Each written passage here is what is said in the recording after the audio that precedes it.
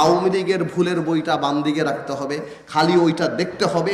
জীবনে এটা করবেন না, অপমানিত আপনি হবেন না। আমি এখনো বিশ্বাস করি যে আওয়ামী লীগের নৈতিকভাবে রাজনীতি করার কোনো অধিকার নাই। যেই পর্যন্ত আওয়ামী লীগ অনুশোচনা না করে এবং আওয়ামী লীগ ক্ষমা না চায় এবং বিচার না করে।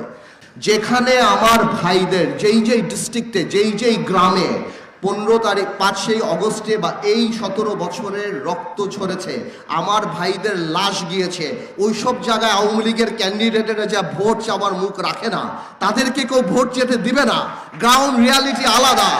বিচার না হওয়া পর্যন্ত আওয়ামী লীগকে বাংলাদেশের মানুষরা ঘর থেকে বের হতে দিবে না রাজনীতি করার জন্য।